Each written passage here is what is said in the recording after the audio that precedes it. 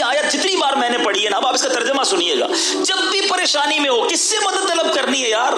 حل کرنے والا کون ہے؟ حل المشکلات کون ہے؟ قاضی الحاجات کون ہے مصیبتوں کو دور کرنے والا، روزی کے دروازے کھولنے والا کون؟ میرا رب ہے۔ ارے جس نے حل کرنا ہے وہ اعلان فرما رہا ہے، اور اس کا اعلان سنو کیا ہے، جھوم جاؤ۔ اللہ فرماتا ہے اور جو اللہ سے ڈرے اللہ اس کے لیے نجات کی راہ نکال دے گا، نکلے گی راہ۔ آپ کو یقین، میں بہت ساری چیزیں بیان میں نہیں کر سکتا، مگر میں نے اپنی زندگی میں ایکسپیرینس کیے ہیں۔ گھر بک گیا، گاڑیاں بک گئیں، گھر کا سونا بک گیا، بندہ روڈ پہ آ گیا، وہ سوچ بھی نہیں سکتا تھا کہ میں پھر کھڑا ہو جاؤں گا۔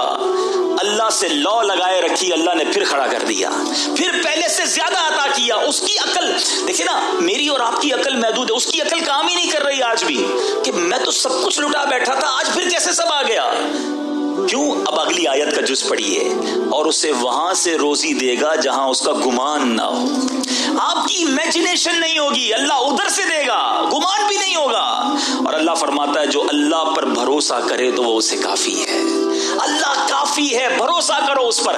پرابلم یہ ہمیں سب پر بھروسہ ہے، ہمیں کسی اور ادارے پر بھروسہ ہے، ہمیں کسی اور شخصیت پر بھروسہ ہے، ہمیں کسی دوست پر بھروسہ ہے، یار یہ میرا ہاتھ پکڑ لینا میرے مسئلے حل کر دے گا، یہ میرے پیچھے کھڑا ہے میرا پرابلم سالو ہو جائے گا، میں اس ادارے میں چلا جاؤں میرے مسائل سارے حل ہو جائیں گے۔ کیوں؟ تمہیں سب پر بھروسہ ہے، اپنے رب پر بھروسہ نہیں ہے۔ جس دن رب پر بھروسہ کر لیا نا، اس دن طبیعت ہری بھری بھری ہری ہو جائے گی۔ اللہ کے فیصلوں پر یقین کرنا آ گیا، مشکلیں آسان ہو جائیں گی۔ حالانکہ بچپن سے ایک جملہ سنا ہے، دانے دانے پہ لکھا ہے کھانے والے کا نام، سنا ہے نا؟ ایمان کیوں نہیں ہے؟ آپ کا میرا رزق جو ہے نا وہ موت کی طرح مجھے اور آپ کو تلاش کر رہا ہے، مل کر رہے گا۔ اللہ تعالیٰ نے قرآن مجید میں ارشاد فرمایا نا، سبحان اللہ، آیت قرآن ایک اور آپ کو سناتا ہوں کہ ہم سب کا رزق کیسے لکھا ہوا ہے۔ اللہ تبارک و تعالیٰ قرآن مجید فرقان حمید میں اس نے وعدہ فرما لیا ہے، وَمَا مِن دَابَّةٍ فِي الْأَرْضِ إِلَّا عَلَى اللَّهِ رِزْقُهَا۔ ترجمہ کنز ایمان، اور زمین پر چلنے والا کوئی ایسا نہیں ہے جس کا رزق اللہ کے ذمہ کرم پر نہ ہو۔ صرف میں نہیں، چونٹیاں، مکوڑے، سانپ، بچھو، جانور، مچھلیاں، ایوری تھنگ۔ ماں کے پیٹ میں بچے کو رزق پہنچانا اس کی ذمہ داری۔ بڑا پیارا جملہ کتابوں میں لکھا، وہ چونٹی کو کن اور ہاتھی کو من ہے، وہ رب عطا فرماتا، جس کو جتنا چاہیے۔ ہاتھی کو من چاہیے ہوتا ہے، چونٹی کو دانا چاہیے ہوتا ہے، سب کو وہ رب عطا فرماتا، وعدہ اس نے کیا ہے۔ پرابلم یہ ہے کہ ہمارا بھروسہ نہیں ہوتا، انتظار نہیں ہوتا، سکون نہیں آتا۔ روزی لکھی ہوئی ہے، اب کمانی حلال سے حرام سے ڈیسائیڈ آپ نے کرنا ہے، یہ اب آپ کے اوپر ہے کہ کیسے کمانی ہے۔ جلدی کر کے حرام سے کما لیں۔ اچھا، امام اہل سنت مولانا شاہ امام احمد رضا خان علیہ رحمت الرحمان سے اسی طرح کا سوال ہوا کہ حضور یہ بتائیں کہ یہ جو کہا جاتا ہے دانے دانے پہ لکھا ہے کھانے والے کا نام، یہ ٹھیک ہے؟ کمال جواب دیا میرے امام نے۔ اعلیٰ حضرت فرماتے ہیں دانے دانے پہ نہیں، دانے کے ہر حصے پر۔ اور اس کو ڈیفائن کتنے پیارے انداز میں کیا۔ آپ کو پتہ ہے چاول، گندم، روٹی بنتی ہے، اس کی آٹا بن جاتا ہے۔ اب ایک گندم کا دانہ ہے، وہ روٹی میں اس کا آٹا بنا، تو وہ پورے ایک دانے کے ذرے تو ایک ساتھ نہیں رہے، ڈسٹریبیوٹ ہو گئے۔ اچھا، پھر ایک روٹی، اس کے بھی ہم بازو کا 4 ٹکڑے کرتے ہیں، ایک میں نے آپ کو دیا، ایک آپ کو دیا، تو ہو سکتا ہے ایک دانے کا ایک ذرہ ان کے پاس چلا گیا، ان کے پاس چلا گیا۔ اعلیٰ حضرت فرماتے ہیں جس ذرے کو آپ نے کھانا ہے اس پہ بھی آپ کا نام لکھا ہوا ہے۔ اور پھر ایک واقعہ سنایا اعلیٰ حضرت نے، کتاب میں لکھا، کمال، یقین کرے اگر دل کے کانوں سے سنے نا یہ واقعہ۔ اعلیٰ حضرت لکھتے ہیں کہ ایک بنگالی تاجر تھا، بنگالی چاول زیادہ کھاتے ہیں، کہتے ہیں بنگالی تاجر تھا، تو اس نے ایک بار کھانا کھا رہا تھا، تو کھانا کھاتے ہوئے اسے زور کی چھینک آئی، تو ایک چاول کا دانہ اس کے سر میں جا کے پھنس گیا یہاں پر۔ پیسے والا تھا، تاجر تھا، بڑا علاج کروایا کسی طرح یہ دانہ نکل جائے، دانہ نہیں نکلا، کئی سال گزر گئے، دانہ گویا اندر فکس ہو گیا تھا۔ کہتے بہت عرصے کے بعد اعلیٰ حضرت فرماتے ہیں وہ بنگالی تاجر حرم شریف گیا، حج پر یا عمرے کی حاضری پر وہ بنگالی تاجر مکہ پاک پہنچا، جیسے ہی کعبے کا دیدار کیا زور کی چھینک آئی، وہ دانہ جو کئی سالوں سے یہاں پھنسا تھا وہ حرم کے فرش پر گرا، جیسے ہی گرا ایک کبوتر آیا اٹھا کر وہ دانہ لے کر چلا گیا۔ اعلیٰ حضرت نے فرمایا اس کبوتر کا رزق لکھا تھا، یہ دانہ سنبھال کے گھومتا رہا، جس کا رزق تھا اس کو پہنچایا گیا۔ اب جب دانے پر بھی میرا نام لکھا ہے تو کدھر سے میں پھر حرام کماؤں؟ کیوں کماؤں؟ کیوں شارٹ کٹ اختیار کروں؟ مجھے مل کر رہنا ہے۔ بس صرف یقین ہونا چاہیے. میں نے آپ کو قرآن کی آیت سنائی نا, یہ یاد کر لو. اللہ ایسی جگہ سے روزی دے گا جہاں سے تمہارا گمان بھی نہ ہوگا. اب ایک اور حدیث پاک سنیے, نبی پاک علیہ الصلوۃ والسلام فرماتے ہیں اگر تم اللہ پر بھروسہ کرو جیسے اس پر بھروسہ کرنے کا حق ہے. اللہ, یہ جملہ کتنا پیارا ہے. ڈیفینیشن, بھروسہ تو ہم سب کو ہے, ہم کہتے ہیں نہیں بھی اللہ پر بڑا بھروسہ ہے. حق کیا ہے, یقین کتنا ہے, بلیف کتنا ہے, بس یہ یاد رکھو. نبی پاک فرماتے ہیں اگر تم اللہ پر بھروسہ کرو جیسا بھروسہ کرنے کا حق ہے تو وہ تمہیں اس طرح رزق عطا فرمائے گا جیسے پرندے کو عطا فرماتا ہے. وہ صبح کے وقت خالی پیٹ نکلتا ہے اور شام کو سیر ہو کر لوٹتا ہے. یعنی پرندوں کو تو کبھی بھی ہم نے نہیں دیکھا کہ گھونسلوں میں کوئی کبٹ بنی ہوئی ہو. کبھی دیکھا اپنے بکرے کو کھانا کھلایا ہو اور کھانا اس نے دوپہر کا کھانے کے بعد ٹوکری کھینچ لی ہو کہ بھائی رات کے لیے سنبھالوں گا, بھائی رات کو کیا ملے گا, چارہ نہیں آیا تو یہ اس کو نہیں ہوتی فکر کہ دوپہر کو جو ملا باقی جس نے دوپہر کو کھلایا وہی رات کو کھلائے گا. صبح گھونسلے سے نکلتے ہیں سارے پرندے, کروڑوں پرندے, پتہ نہیں ہوتا شام کیسے آئیں گے. اللہ سب کو رزق دیتا ہے, سب پیٹ بھر کر واپس آتے ہیں, مگر وہ کل کے لیے گھونسلے میں کہیں بچاتے نہیں. اللہ پر بھروسہ. تو خدا را ہمارے اندر, ہم تو اشرف المخلوقات ہیں, اتنی کمزور کیوں ہو جاتے ہیں؟ پرندے جانور ان سے تو زیادہ اسٹرانگ ہونا چاہیے نا ہم کو. ان کو رب پر بھروسہ ہے, مجھے کیوں نہیں ہے کہ وہ اللہ دے گا مجھے, وہی میری مشکل سے نکالے گا.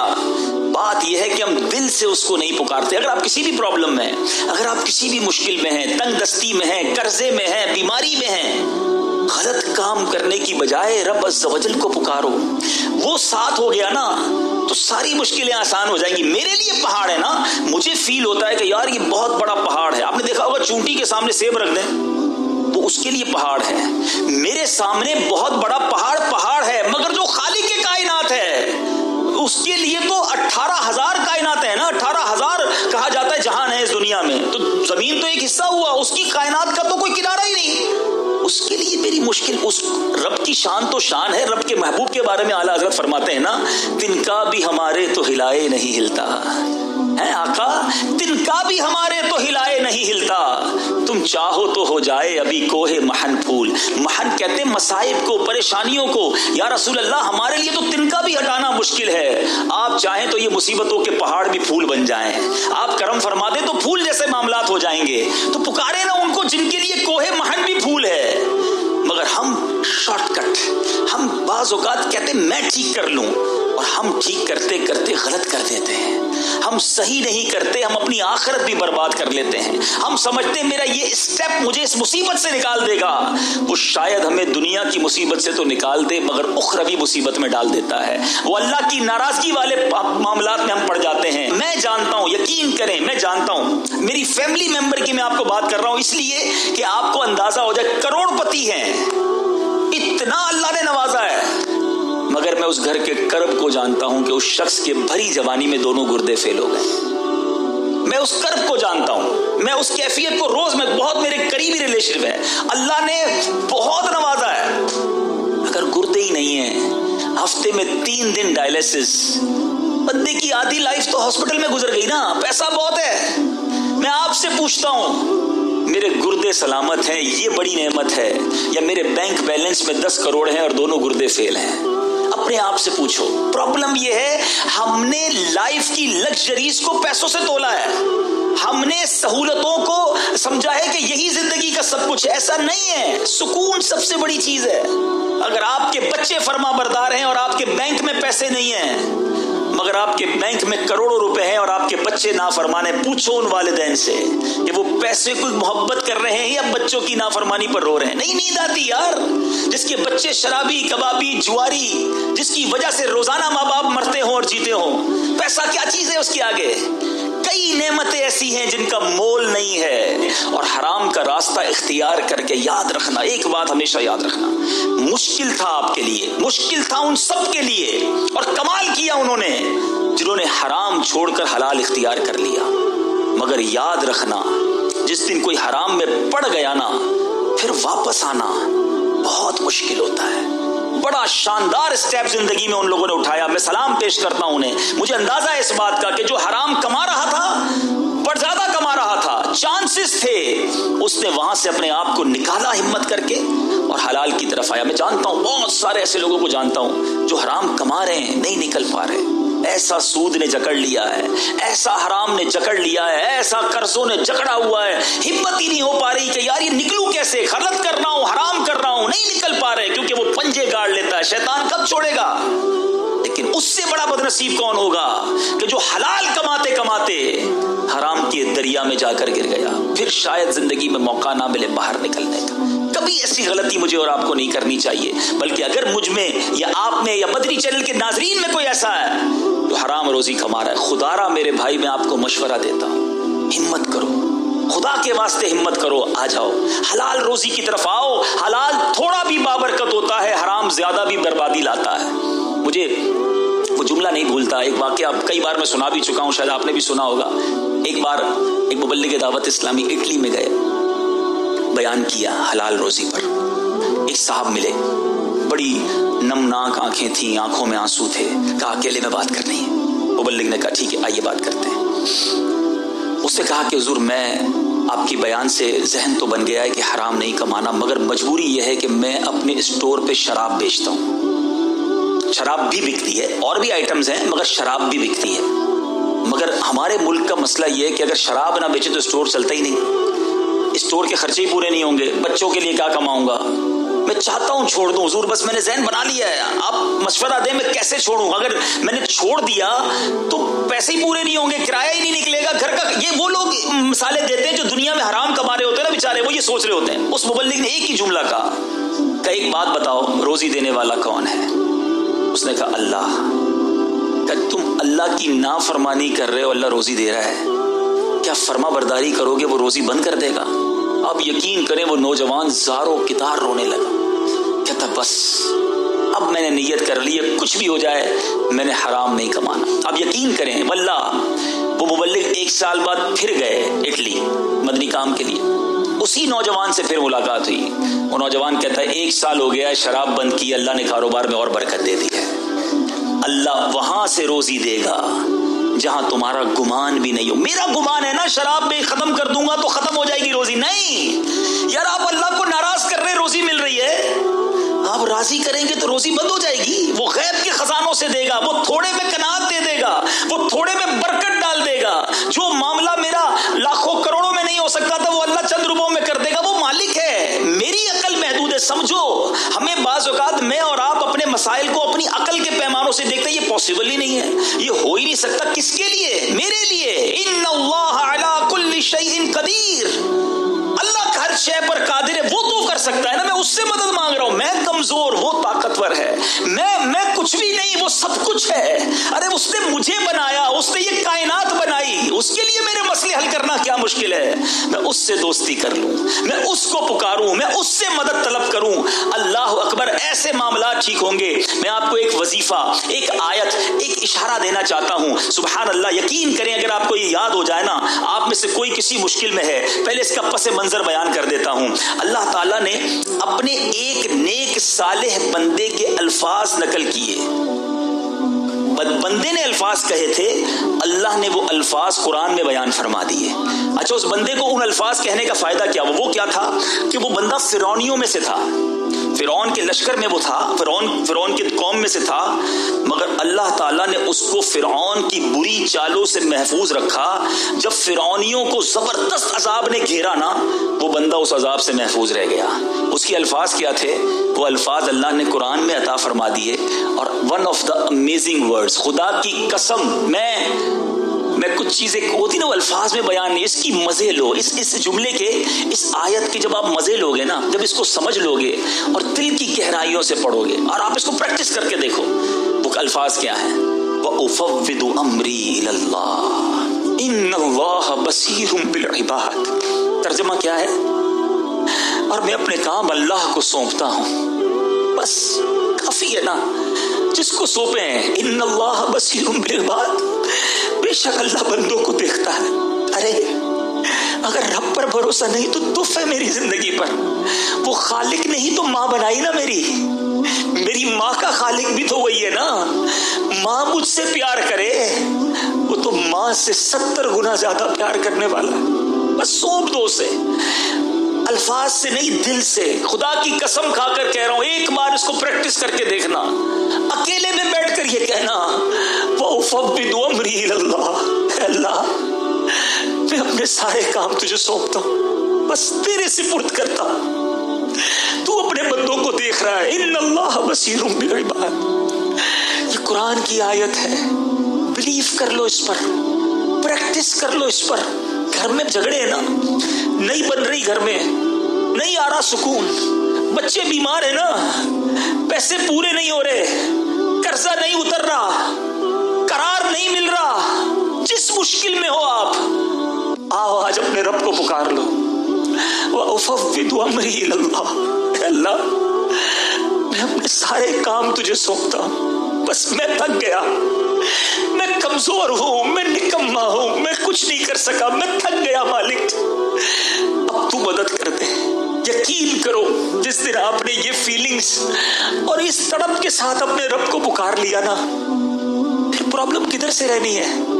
اگر پرابلم نصیب میں ہے تو اللہ سکون دے دے گا، اللہ آپ کو اس پرابلم کو فیس کرنے کا حوصلہ دے دے گا، کیونکہ قرآن میں رب نے فرمایا لا یکلف اللہ نفسا الا وسعها، اللہ نہیں ڈالتا کسی جان پر بوجھ اس کی وسعت کے، اس کی حوصلے کے علاوہ، وہ جتنا بار اٹھا سکتا ہے اتنا ہی بار ڈالا جاتا ہے، کرم ہو جائے گا۔ توکل کرنا سیکھیں، ہم توکل سے دور ہو گئے ہیں۔ ہمارے بزرگ اپنے بچوں کو کیسے توکل سکھاتے تھے، ہم پریکٹس کریں، خود بھی اپنے بچوں کو بھی پریکٹس کرائیں۔ ہم بچوں کو کہتے ہیں دیکھو بیٹا پیسے ہوں گے تو مسئلے حل ہوں گے، پیسے کمانا، دنیا میں کچھ بھی نہیں کر سکو گے اگر پیسے نہیں ہوں گے۔ ہم شروع سے ہی اینٹی توکل بات کر رہے ہیں، نہیں، اللہ راضی ہوا تو سب ہو جائے گا بیٹا، اللہ کو راضی کرنے والے کام کرنا، وہ راضی ہو گیا تو رزق بھی دے دے گا، مشکلیں بھی حل کر دے گا۔ ہم نے اسباب کی طرف توجہ رکھی ہے، سورس ہونی چاہیے، پیسے ہونے چاہیے، جناب تعلقات ہونے چاہیے، لگژریز ہونی چاہیے، نہیں، یہی تو پرابلم ہے۔ اللہ پر بھروسہ ہونا چاہیے، میرا مالک راضی ہونا چاہیے، سب ٹھیک ہو جائے گا۔ اسباب ہوں گے اور مسئلے حل ہو جائے، ایسا نہیں ہوتا، آپ بھی جانتے ہیں۔ میں آپ سے پوچھتا ہوں، لوگ کہتے ہیں پیسے ہوں گے پرابلم سالو ہو جائے گی، کروڑوں روپے، میں تو خود ابھی آپ کو مثال دی نا، کروڑوں روپے ہیں اور بیمار ہیں آپ، بیسٹ ڈاکٹر ہائر کر لیں، بیسٹ ہاسپٹل ہائر کر لیں، پرائیویٹ وارڈ میں چلے جائیں، اللہ نے شفا نہیں دینی، شفا نہیں ملنی، تم کر لو کروڑوں روپے خرچ۔ اگر پیسوں سے شفا ملتی ہوتی تو کوئی امیر بیمار نہ ہوتا، کوئی امیر بیماری کی وجہ سے نہ مرتا، اور اللہ نے شفا دینی ہے، تم رات درود پڑھ کے سو جاؤ، اللہ صبح کینسر کو بھی دور فرما دے گا، تو بغیر دوائی کے شفا دینے پر قادر، بھروسہ اللہ پر رکھو۔ حضرت احمد بن حرب رحمۃ اللہ تعالیٰ علیہ، دیکھو یہ پریکٹس کیسے کرواتے اپنے بچوں کو، چھوٹا بچہ کہ بیٹا دیکھو روزانہ کھانا کھانا ہے نا، اللہ سے مانگنا ہے، یہ سوراخ ہے گھر میں، اس سوراخ پہ جا کر دوپہر کو دعا کرنا، یا اللہ کھانا دے دے، تمہیں سوراخ سے کھانا مل جائے گا۔ رات بھوک لگے پھر سوراخ پر جانا، دعا کرنا، یا اللہ مجھے کھانا دے دے، اللہ سے مانگنا، پریکٹس بچپن سے اللہ سے مانگنا، اللہ دیتا ہے، اللہ دینے والا ہے، اللہ پر بھروسہ۔ بیٹے نے شروع کر دیا، دوپہر کو دعا کرتا، آپ نے اپنی زوجہ کا کہا دیکھو جب بھی یہ دعا مانگے دوپہر کو بھی کھانا رکھ دینا، رات کو بھی رکھ دینا، اس کا بلیف رب پر مضبوط ہونا چاہیے۔ پریکٹس چلتی رہی، دوپہر کو دعا کرتا کھانا مل جاتا، رات دعا کرتا کھانا مل جاتا، پھر دوپہر دعا کرتا کھانا مل جاتا۔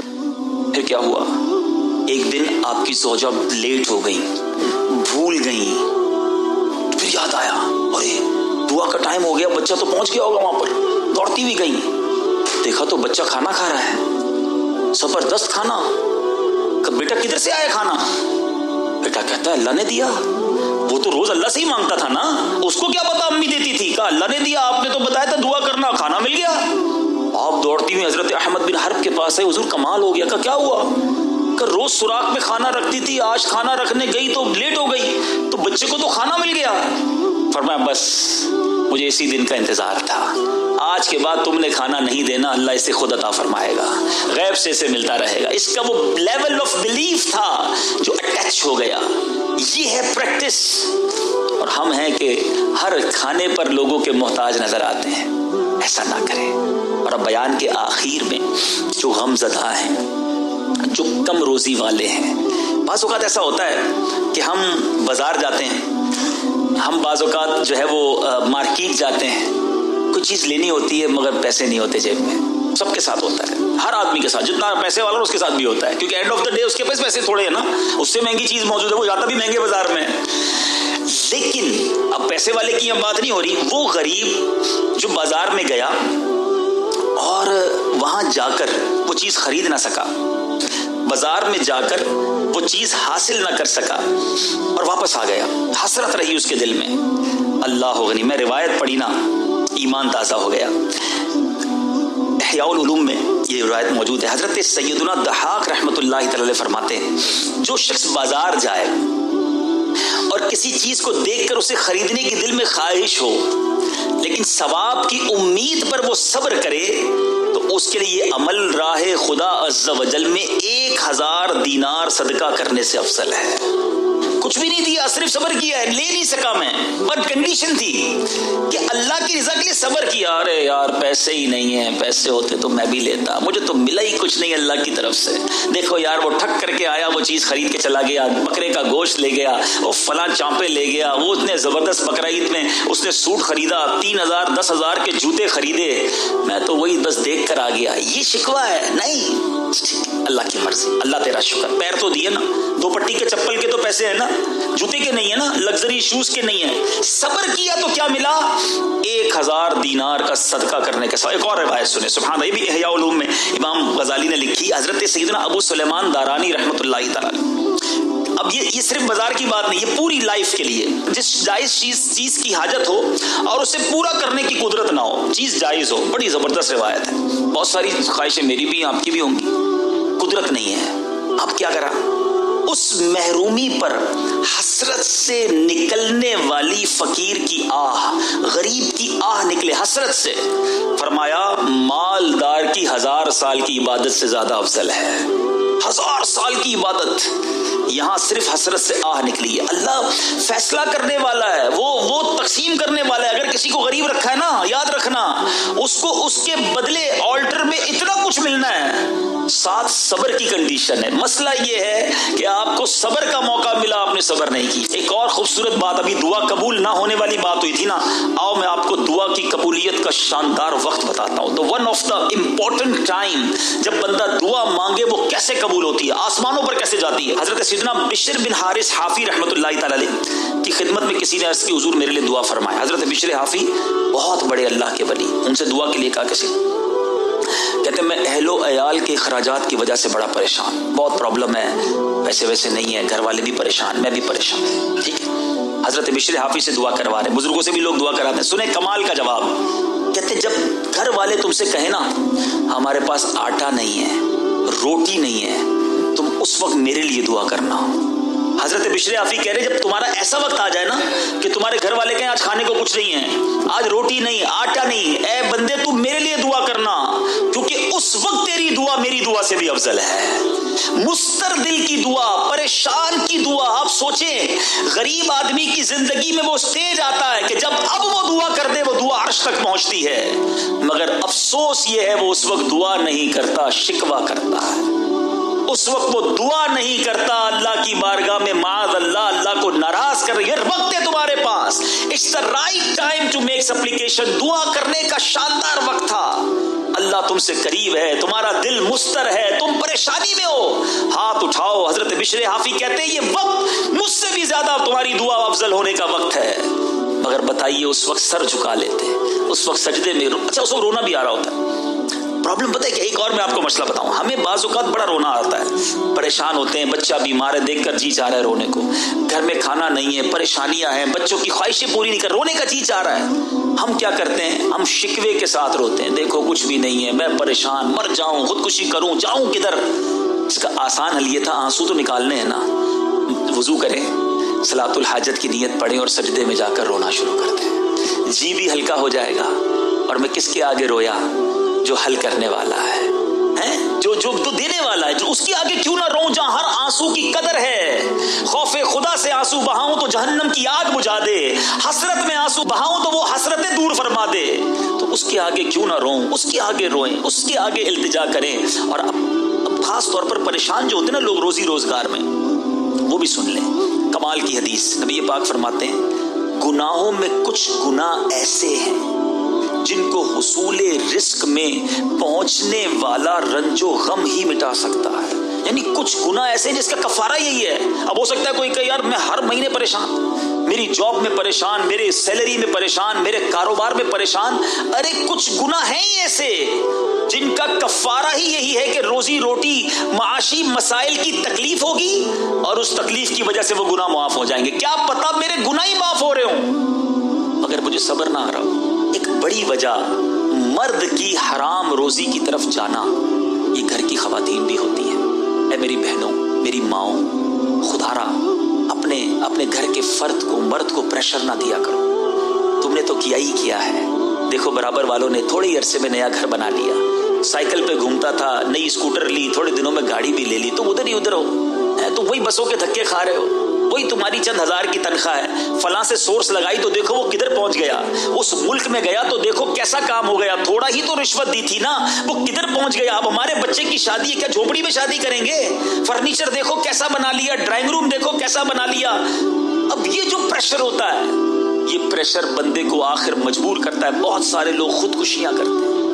یاد رکھیں میری بہنوں، میری ماؤں، آپ خدا را کبھی بھی اپنے گھر کے مرد کو پریشر نہ دیا کرو. اللہ دینے والا ہے، اللہ سے مانگ لو.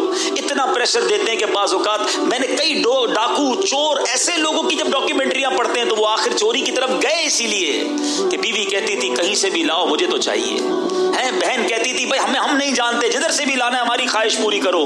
مرتا کیا نہ کرتا، چوری کرنے گیا، پکڑا گیا، جیل میں چلا گیا، پولیس نے گولی ماری، بندہ ہی مر گیا دنیا سے. اب کیا کرو گی تم؟ سنو پہلے کی خواتین کیسی ہوتی تھی. سبحان اللہ، گزشتہ زمانوں میں عورتوں کا انداز کیا ہوتا. جب مرد گھر سے نکلتا نا، اس کی بیوی یا بیٹی اسے کیا کہتی تھی. آج کیا کہتے ہیں؟ یہ لسٹ ہے، شام تک لے آنا. نیا موبائل کا وہ آ گیا، کیا نام ہے، ماڈل. ابو مجھے وہ موبائل چاہیے. جنہیں سنیے گا وہ اسکوٹر بڑی پرانی ہو گئی ہے، نئی چاہیے. چھوٹے کے لیے گاڑی لینی ہے. یہ فرمائش کی جو لسٹ ہم آتی ہے نا، سنو. جب پہلے کوئی مرد گھر سے نکلتا تھا تو خواتین کہتی تھی حرام کمائی سے بچتے رہنا. ہم بھوک اور تکلیف تو برداشت کر سکتے ہیں لیکن جہنم کی آگ برداشت نہیں کر سکتے. یہ مائیں تھیں، یہ بہنیں تھیں. میں اسلامی بہنوں سے عرض کرتا ہوں، اچانک گھر میں کمائی بڑھ جائے نا، خوش نہ ہو، چیک کرے. یار آپ کے گھر میں مہینے کے 10,000 آتے تھے، 50,000 آنا شروع ہو گئے. آپ نے کپڑے بنانا شروع کیے، آپ نے فرنیچر بنانا شروع کیا، اے سی لگانا شروع کیا، جنریٹر لینا شروع کیا اور دعائیں دینا شروع کی اپنے بھائی کو. ارے بھائی کوئی درخت لگا ہوا ہے، پیسے کاٹ لے کر آ رہا ہے، چیک کرو، روک جاؤ. گھر میں انویسٹیگیشن بٹھا دیں. کہیں چوری تو شروع نہیں کر دی. یہی بھائی تھوڑے دنوں میں جیل کی سلاخوں کے پیچھے ہوگا. کسی کے پیسے دبانا تو شروع نہیں کر دیے، فراڈ تو نہیں کرنا شروع کر دیا مارکیٹ میں. ادھار لے کر کھانے کا نیت تو نہیں ہے. ہم نے دیکھا ہے کہ پہلے کرائے کے گھر سے اپنے گھر میں گئے اور تھوڑے دنوں بعد کہ وہ گھر کی خواتین پھر روتی روتی کرائے کے گھر میں گئی، مرد جیل میں چلا گیا کیونکہ جرم کر رہا تھا.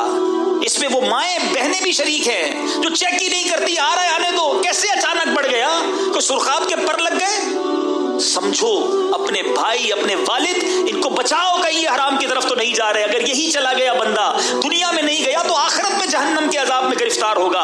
اور بے وقوف ہے وہ جو ماں باپ کے پریشر، بھائی بہنوں کے پریشر، بیوی بچوں کے پریشر میں آ کر حرام کی طرف جاتا ہے. مخلوق کو راضی کرنے کے لیے رب کو ناراض کرتا ہے. آخری حدیث سنا کر اپنے بیان کو ختم کرتا ہوں تاکہ یہ بات ہمیشہ ذہن میں رہے. نبی پاک علیہ الصلوۃ والسلام فرماتے، سنو، آقا فرماتے ہیں لوگوں پر ایک ایسا زمانہ آئے گا کہ مومن کو اپنا دین بچانے کے لیے ایک پہاڑ سے دوسرے پہاڑ، ایک غار سے دوسرے غار کی طرف بھاگنا پڑے گا. اور اس وقت روزی اللہ عز و جل کی ناراضگی ہی کے ذریعے حاصل کی جائے گی. یعنی اٹس کوائٹ ڈیفیکلٹ، مشکل ترین ہو جائے گا کہ روزی بھی کماؤں اور رب بھی راضی رہے. اب سنو اس حدیث کا اگلا جز جو آج کے دور پر 100% ایسا لگتا ہے صادق آتا ہے. یہ آقا فرماتے جب ایسا زمانہ آ جائے گا تو آدمی اپنے بیوی بچوں کے ہاتھوں ہلاک ہوگا، اور اگر اس کے بیوی بچے نہ ہوں تو والدین کے ہاتھوں ہلاک ہوگا. والدین نہ ہوئے تو رشتہ داروں اور پڑوسیوں کے ہاتھوں ہلاک ہوگا. صحابہ کرام نے عرض کی حدیث کا مضمون ہے آقا بیوی بچوں کے ہاتھوں، ماں باپ کے ہاتھوں، رشتہ داروں کے ہاتھوں کیسے ہلاک ہوگا؟ آقا علیہ الصلوۃ والسلام فرماتے ہیں وہ اس کی تنگ دستی پر اسے آر دلائیں گے، شرم دلائیں گے. تم نے کیا ہی کیا ہے، تم تو غریب کے غریب ہی رہے، وہی کہ وہیں اسی کوارٹر میں زندگی گزار دی، اسی محلے میں رہے، لوگ ڈیفینس میں شفٹ ہو گئے. آر دلائیں گے. اور پھر وہ اپنے آپ کو ہلاکت میں ڈالنے والے کاموں میں مصروف ہو جائے گا۔ دہشت گردی کی طرف بھی لوگ اس لیے جاتے ہیں، کروڑوں روپے ملتے ہیں، کیا کریں بیوی بچے مانتے ہی نہیں۔ اگر گھر میں بھی یہ تربیت ہوتی نا، بیٹا آدھی روٹی کھا لیں گے، حرام کی نہیں کھائیں گے، آدھی روٹی لانا مگر حلال کی لانا۔ ہم سب نے دنیا سے جانا ہے، ہم سب نے اپنے ایک ایک لقمے کا حساب دینا ہے۔ ہم جو کما رہے ہیں، ہم جو کھا رہے ہیں، اپنے بچوں کو کھلا رہے ہیں، وہ حلال ہے کہ نہیں؟ پیسہ تو چور بھی کما لیتا ہے، پیسہ تو ڈاکو بھی کما لیتا ہے، اپنا جسم بیچ کر غلط کام کرنے والے بھی کما لیتے ہیں، مگر صرف پیسہ کمانا کمال نہیں ہے۔ ہمیں اس ایک ایک روپے، ایک ایک لقمے کا حساب دینا ہے کہ کہاں سے آیا کہاں سے، اور پھر خرچ کہاں کیا۔ صرف حلال کمانے میں ہی جان نہیں چھوٹ جانی، یہ بھی یاد رہے۔ امام غزالی علیہ رحمۃ اللہ الوالی نے ایک بڑا ہولناک نقشہ ہمارے سامنے پیش کیا۔ آپ فرماتے قیامت کے دن 4 قسم کے لوگ پیش کیے جائیں گے، 4 قسم کے لوگ ہوں گے۔ ایک وہ ہوں گے جنہوں نے حرام کمایا، حرام خرچ کیا، ارشاد ہوگا انہیں جہنم میں ڈال دیا جائے۔ سمپل سی باتیں، کمایا بھی حرام، خرچ بھی حرام کیا۔ فرمایا کچھ وہ ہوں گے جنہوں نے حرام کمایا اور حلال خرچ کیا۔ ذرا سنیے گا، بہت سارے ایسے ہوتے ہیں آج بھی ہمارے معاشرے میں، بڑی تعداد، چاہے بزنس مینس کی ہو، چاہے نوکری کرنے والوں کی ہو، کمانے میں گڑبڑ کر جاتے ہیں۔ کہتے ہیں یار تھوڑی بہت ڈنڈی مار لیتا ہوں، تھوڑا بہت جھوٹ بول لیتا ہوں، تھوڑی ملاوٹ کر لیتا ہوں، لیکن کام سیدھے کر لیتا ہوں، حج بھی کرتا ہوں، عمرے بھی کرتا ہوں، غریبوں کی مدد بھی کرتا ہوں، مسجد کے ڈبے میں بھی ہر جمعے کو پیسے ڈالتا ہوں۔ اینڈ آف دا ڈے وہ اپنے آپ کو سیٹسفائی کرتا ہے کہ یار غلطی کی ہے نا تو ساتھ اچھی جگہ خرچ بھی تو کرتا ہوں نا۔ بلکہ ایسے بھی لوگوں سے میں نے سنا ہے کہ یار ہم زیادہ کماتے اس لیے کہ غریبوں کا کام کرتے ہیں۔ وہی زیادہ کماتے وقت حلال کی تمیز رکھی کہ نہیں؟ امام غزالی فرماتے ان کو بھی جہنم میں ڈال دیا جائے گا، یعنی جو حرام کما کر حلال خرچ کرتے ہیں، کیونکہ اللہ پاک ہے۔ یاد رکھیں میٹھے اسلامی بھائی، اللہ پاک ہے اور پاک مال ہی کو پسند فرماتا ہے، صدقہ قبول ہی نہیں ہے۔ اگر آپ حرام سے نیکی کرنے جا رہے ہیں، کبھی پیشاب سے بھی کپڑا صاف ہوا ہے؟ کسی کے کپڑے پہ برائی لگ گئی ہو، داغ لگ گئی اور بندہ اس کو پیشاب سے صاف کرنے لگے تو اور خراب ہوگا نا۔ دنیاوی مثال کے طور پہ سمجھ لیں کہ آپ کسی بہت بڑی شخصیت سے ملنے گئے، کسی بادشاہ سے ملنے گئے، اور آپ نے اس کو ایک بڑا ریپ کے ساتھ، بڑا خوبصورت پیکنگ کے ساتھ ایک تحفہ پیش کیا۔ آپ چلے گئے، اس بادشاہ نے یا اس شخصیت نے جب وہ پیکٹ کھولا، بڑی خوبصورت پیکنگ تھی، مگر اس کے اندر جو بوٹل تھی اس میں شراب کی، اس میں پیشاب بھرا ہوا ہو، تو اب وہ جو بادشاہ ہے وہ آپ کی پیکنگ سے خوش ہوگا یا جو آپ نے بوٹل میں جو بھر کے دیا ہے اس پر غضبناک ہوگا؟ آپ خود سوچئے۔ اب اللہ کی بارگاہ میں کیا بھیجنا چاہ رہے ہیں حرام کما کر؟ حرام مال۔ تیسرا شخص امام غزالی فرماتے ہیں جس نے حلال کمایا، یہ بڑا ٹپیکل معاملہ ہے، حلال کمانا اس دور کا سب سے مشکل کام سمجھا جا سکتا ہے، لیکن اس کے بعد کا مرحلہ بھی ہے، حلال کمایا اور حلال خرچ نہ کر سکا، حرام خرچ کیا۔ بہت سارے لوگ ہیں جو بڑی مشکل سے حلال کماتے ہیں اور اس کے بعد حرام کاموں میں خرچ کرتے ہیں، فنکشنز کر رہے ہیں، گانے باجے کر رہے ہیں، بے حیائی کے کام کر رہے ہیں، بعض اوقات کہتے ہیں بچوں کے لیے کرنا پڑتا ہے۔ کمایا بڑی مشکل سے تم نے 1 روپیہ حلال، اب اسے خرچ حرام میں کر رہے ہو۔ فرمایا اس کے بارے میں بھی حکم دیا جائے گا جہنم میں ڈال دیا جائے۔ اب بچے گا کون؟ حلال کما کر حلال جگہ پر خرچ کرنے والا۔ اس کے بعد اس سے حساب ہوگا کہ مال کا حق ادا کیا کہ نہیں کیا، زکوٰۃ ادا کی کہ نہیں کی۔ یعنی آپ ذرا سوچئے، یہ مرحلہ اتنا آسان نہیں ہے، اتنا ایزی نہیں ہے۔ تو سب سے پہلے ہمیں یہ غور کرنا ہے کہ جو کچھ میں زندگی میں کما رہا ہوں، جو کچھ میں حاصل کر رہا ہوں، وہ حلال ہے کہ نہیں۔ اور سبحان اللہ، قرآن مجید فرقان حمید میں جا بجا ہمیں حلال روزی کمانے اور اسی کو کھانے اور اسی سے فیض لینے کا حکم دیا گیا، سمجھایا گیا۔ قرآن میں اللہ ارشاد فرماتا ہے، یا ایھا الناس کلوا مما فی الارض حلالا طیبا ولا تتبعوا خطوات الشیطان انہ لکم عدو مبین۔ اے لوگو، جو کچھ زمین میں حلال پاکیزہ ہے اس میں سے کھاؤ اور شیطان کے راستوں پر نہ چلو، بے شک وہ تمہارا کھلا دشمن ہے۔ اچھا، حلال روزی کہتے کس کو ہیں؟ ذرا آج یہ ڈیفینیشن بھی سمجھ لیں، حلال اور طیب رزق سے کیا مراد ہے۔ تفسیر صراط الجنان میں مفتی صاحب لکھتے ہیں، حلال اور طیب سے مراد وہ چیز ہے جو بذات خود حلال ہو، خود بھی حلال ہو، جیسے گوشت ہے، ذبیحہ، صحیح ذبیحہ ہوا وہ سبزی ہے، یعنی وہ چیزیں جو حلال ہیں جو ہم کھا سکیں اور یہ جائز طریقے سے ہی حاصل بھی کی گئی ہوں. پتہ چلا چیز تو حلال ہے، طریقہ جائز. اب رشوت میں کوئی سبزی لے آئے، کسی کی چوری کر کے ذبیحہ گوشت لے آئے تو یہ بھی حرام ہو گیا. طریقہ بھی حلال اور وہ چیز بھی حلال ہو تو اس کو حلال و طیب رزق کہا جائے گا. اب میرے بیچ اسلامی بھائیوں، فضائل رزق حلال کے سبحان اللہ سبحان اللہ، ایسے فضائل ہیں کہ ایمان تازہ ہو جاتا ہے. یعنی نارملی دیکھیں تو میری اور آپ کی زندگی گزارنے کے لیے روزی روٹی ضروری ہے نا، مگر اس کی فضیلتیں بھی بیان ہوئی. بھائی اللہ کی یہی مہربانی کافی تھی کہ ہم کوشش کرتے، ہمیں روزی مل جاتی، ہمیں رزق مل جاتا، یہی کافی تھا نا. مگر اس کو کمانے میں اس کی مشقتوں کے فضائل احادیث میں بیان ہوئے اور اس کو کس قدر انکریج کیا گیا شریعت میں، ذرا سمجھیے گا.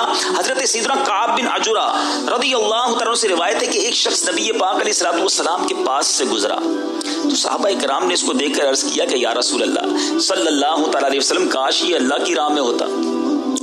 وہ گزرا کس لیے تھا؟ وہ کام کرنے، نوکری کرنے، رزق حلال کمانے، جو بھی تجارت کرنے کے لیے نکلا تھا. تو کسی صحابی نے کہا حضور کاش یہ اللہ کی راہ میں ہوتا. تو رسول اللہ صلی اللہ تعالیٰ علیہ وسلم نے فرمایا اگر یہ شخص، غور سے سنیے، اگر یہ شخص اپنے بچوں کے لیے رزق کی تلاش میں نکلا ہے تو یہ اللہ عز و جل کی راہ میں ہے، اور اگر یہ شخص اپنے بوڑھے والدین کے لیے رزق کی تلاش میں نکلا ہے تو یہ اللہ عز و جل کی راہ میں ہے. اگر یہ دکھاوے اور بڑائی کے اظہار کے لیے نکلا ہے تو یہ شیطان کی راہ میں ہے. گویا اللہ کی راہ میں نکلنے کے برابر قرار دیا گیا. جو رزق حلال، نیت کیا ہو؟ اپنے بچوں کے لیے رزق تلاش کر رہا ہوں، اپنے بوڑھے والدین کو تکلیف سے بچاؤں گا، میں مال کما کر غریبوں کا ساتھ بھی دوں گا، یہ اللہ کی راہ ہے. لیکن اگر کمانے کی نیت یہ ہے کہ پیسے بنا کر بڑا آدمی بن جاؤں گا، لوگوں کو دکھاؤں گا میرے پاس کیا کیا ہے، بڑائی ہے، تو پھر یہ شیطان کی راہ ہو سکتی ہے. اے میرے بیچے اسلامی بھائیوں، میں سمجھانا یہ چاہ رہا ہوں کہ رزق حلال کمانے والے کے فضائل کیسے کیسے بیان ہوئے، انکریج کتنا کیا گیا، اس کی حوصلہ افزائی کتنی کی گئی. حضرت سیدنا ابو سعید خدری رضی اللہ تعالیٰ عنہ، ترمذی شریف کی حدیث ہے، اور راوی ہیں کہ تمام نبیوں کے سرور، دو جہاں کے تاجور، سلطان بحر و بر صلی اللہ تعالیٰ علیہ وسلم نے فرمایا جس نے حلال کمایا اور سنت کے مطابق عمل کیا، یہ کنڈیشن ذرا سن لیجیے، حلال کمایا، سنت کے مطابق عمل کیا اور لوگ اس کے شر سے محفوظ رہے تو وہ جنت میں داخل ہوگا. اب تین چیزیں ہیں، غور کر لیجئے، حلال کمانا ہے، سنت کے مطابق عمل کرنا ہے، اور پھر لائف ایسی گزارنی ہے کہ لوگ ہمارے شر سے محفوظ رہیں، تکلیف نہ پہنچائیں لوگوں کو. آقا نے فرمایا وہ جنت میں داخل ہوگا. صحابہ کرام نے عرض کی حضور آپ کی امت میں آج کل تو ایسے لوگ بہت زیادہ ہیں. وہ دور تو بڑا پیارا تھا. میرے آقا نے بڑی پیاری بات فرمائی. نبی پاک علیہ الصلوۃ والسلام فرماتے ہیں میرے بعد کے زمانوں میں بھی ہوں گے، بعد میں بھی ایسے لوگ ہوں گے جو حلال کمانے والے ہوں گے، جس کے شر سے لوگ محفوظ ہوں گے، اور جو سنتوں پر عمل کرنے والے ہوں گے. اللہ سلامت رکھے دعوت اسلامی کے مدنی ماحول کو. یقیناً دنیا میں اور بھی بہت سارے لوگ ہیں، صرف دعوت اسلامی والے نہیں، مگر چونکہ ہمارا تعلق دعوت اسلامی سے ہے تو الحمدللہ اس مدنی ماحول میں ہمیں حسن اخلاق بھی سکھایا جاتا ہے، ہمیں حقوق العباد کا درس دیا جاتا ہے تاکہ کسی کو تکلیف نہ پہنچے. رزق حلال کی بات سکھائی جاتی ہے تاکہ حلال کمایا جائے، اور ہے ہی سنتوں بھری تحریک کہ سنتوں پر عمل کیا جائے. تو یہ تین چیزیں مل جائیں سبحان اللہ تو میرے آقا فرماتے ہیں وہ جنت میں داخل ہوں گے. ایک بہت خوبصورت، ایک بار حضرت سعد بن ابی وقاص رضی اللہ تعالیٰ عنہ نے نبی پاک سے بہت بیوٹیفل کوسچن کیا، اور شاید ہم میں سے ہر کوئی یہ چاہتا ہوگا. حضرت سعد رضی اللہ تعالیٰ نے عرض کی کہ حضور آپ دعا فرما دیں کہ اللہ تعالیٰ مجھے مستجاب الدعوات کر دے. ہم سارے چاہتے ہیں کہ ہم مستجاب الدعوات کس کو کہتے ہیں؟ جو دعا مانگے وہ قبول ہو جائے. اچھا نبی پاک علیہ الصلوۃ والسلام نے کوئی لمبی چوڑی لسٹ نہیں دی حضرت سعد کو کہ اے سعد اتنے روزے رکھنا، اتنے سجدے کرنا، اتنے مجاہدات کرنا، پھر تمہاری دعائیں قبول ہونا شروع ہو جائیں گی، تم مستجاب الدعوات ہو جاؤ گے. ذرا غور سے سنیے گا، اونلی ون لائنر آنسر. میرے آقا نے ایک لائن میں، ایک جملے میں جواب دے دیا. نبی پاک علیہ الصلوۃ والسلام فرماتے ہیں اے سعد اپنی خوراک پاک کر لو، مستجاب الدعوات ہو جاؤ گے. اپنے لقمے، اپنی غذا پاک کر لو تو مستجاب الدعوات ہو جاؤ گے. اب ذرا سوچئے کون نہیں چاہتا ہم میں سے دعائیں قبول ہوں، مگر ہم میں سے بہت سارے ایسے ہیں جو یہ فیل کرتے ہیں کہ یار دعا قبول نہیں ہو رہی، میں مانگتا ہوں کیوں ملتا نہیں ہے؟ مسئلہ حل نہیں ہو رہا، پرابلم سالو نہیں ہو رہی، تنگ دستی دور نہیں ہو رہی. کوئی ریزن تو ہوگا نا، بہت سارے ریزن ہیں، مگر یہ one of the biggest reason ہے کہ اگر جس کی خوراک ہی پاک نہیں ہے اس کی دعا کیسے قبول ہوگی؟ ایک بار آپ نے ایک تو یہ دعا، ایک حدیث سنی نا کہ ایک جملے کا جواب، اے سعد اپنی خوراک اپنی غذا پاکیزہ کر لو، مستجاب الدعوات ہو جاؤ گے. اس کے آگے نبی یہ پاک فرماتے ہیں، اس ذات پاک کی قسم جس کے دست قدرت میں محمد صلی اللہ تعالی علیہ وسلم کی جان ہے، آدمی اپنے پیٹ میں حرام کا لقمہ ڈالتا ہے تو 40 دن تک اس کا کوئی عمل قبول نہیں کیا جاتا. اور جس بندے کا گوشت سود اور حرام خوری سے ہوگا اس کے لیے آگ ہی زیادہ بہتر ہے، یعنی وہ جل جائے یہ بہتر ہے. اب یہ زبردست کوسچن ہے ان لوگوں کے لیے جو کہتے ہیں بچوں کے لیے کرنا پڑتا ہے.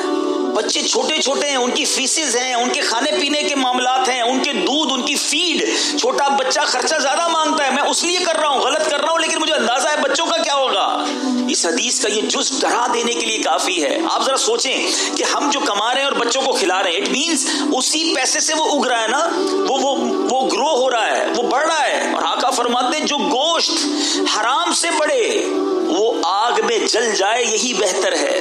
یعنی اٹ مینز ہم اپنے بچوں کو آگ کا ایندھن بنا رہے ہیں، انہیں حرام کھلا کر. جو کرتے ہیں ایسا وہ حرام کھلا کر اپنے بچوں کا بھلا نہیں کر رہے، ان کی گرو ہی حرام سے کر رہے ہیں. ذرا سوچئے، مرنے کے بعد تو جو ہونا ہے. اس وقت دنیا میں بچہ پھر نافرمان. بعض اوقات ہم نے دیکھا ہے کہ بچے ماں باپ کو مار رہے ہوتے ہیں، بچے ماں باپ کو تکلیف دے رہے ہوتے ہیں، ماں باپ پہلے بچوں کے لیے روتے ہیں یا بچوں کی وجہ سے روتے ہیں. غور کریں کہیں پرورش میں حرام تو نہیں تھا، کہیں پرورش میں بری خوراک تو نہیں تھی. ایک طرف وہ بچے بھی تو تھے کہ جو ماں کے پیٹ میں قرآن یاد کر لیا کرتے تھے. کیوں؟ کہ وہ ماں اتنی پاکیزہ، وہ ماں ایسی عبادت گزار، اس کا دودھ باوضو ہو کر وہ دودھ پلایا کرتی، قرآن کی تلاوت سارا دن کیا کرتی، بچوں میں اثر آتا. مگر جو باپ حرام روزی کما کر بچوں کو کھلاتا ہوگا، ذرا سوچیں ان بچوں کی گروہ کا کیا عالم ہوگا. اچھا، ایک طرف تو یہ ہو گیا نا کہ دعا قبول نہیں ہوگی، عمل قبول نہیں ہوگا حرام کمانے والے کا. دوسری طرف اب ذرا ایک اور بات سنیے.